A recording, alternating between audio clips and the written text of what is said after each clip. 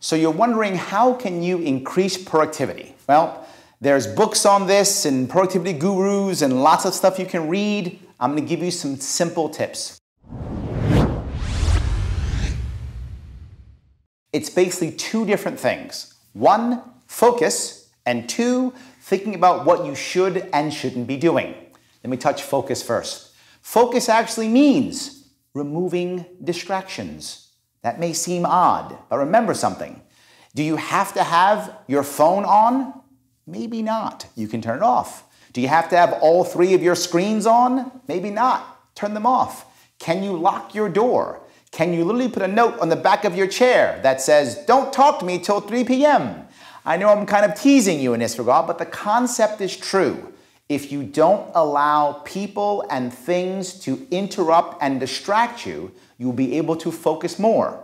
The goal of focus is to get into the zone. You've heard it before, the zone, right? If you're in the zone, you're working, it's almost like time stands still and you can really get some work done. How do you do that? Remove distraction. Do you want to close your window? Do you want to turn off the radio? Or do you want to even turn on the radio? Some people can turn on the radio, if that's who you are, and you'll drown out other things. The question with focus is removing distraction. Now, know what you're saying. Larry, I can't remove distraction. What if I get this email that's critical? What if the phone rings and it's my client? Whatever the case may be. Do you want to be productive or not? If you do, remove distraction. Now, if you know that sometimes the morning is a crazy morning, don't try to be productive in the morning. It's always a crazy morning. Instead, wait till the afternoon and then shut everything down and put your head down and get to work. Or the reverse, you know, after lunch, your phone's ringing, emails are coming in. Then put your head down during the morning and just get rid of all distractions. You must get rid of distractions to be focused, number one. There's a second piece, and that is, what should you do or what shouldn't you do? Now, even in this, there's a couple pieces. The first one is it really important? Or is it just urgent? Urgent means it's in front of me now. Someone wants me to do it. Doesn't mean it's important. So how do you figure this out? Two things. Number one, think about this through a prism of time. So here's my task, whatever I have to do.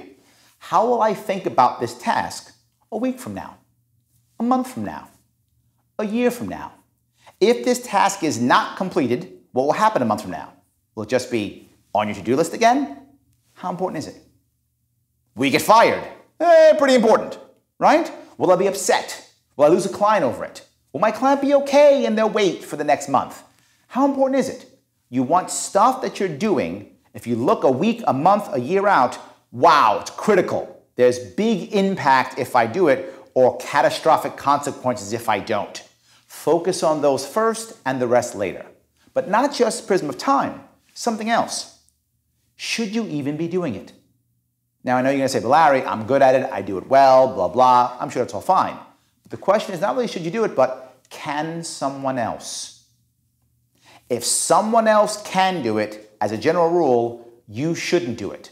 So keep that in mind. If someone else can, you probably shouldn't. So remember, focus, and then should you do it or should you not do it?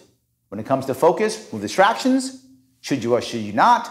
Prism of time. How important will it be? What will be the impact or the consequences a week, a month, a year later? And lastly, can somebody else do this? If they can, maybe they should. I hope that was helpful. If you want more, click the link below.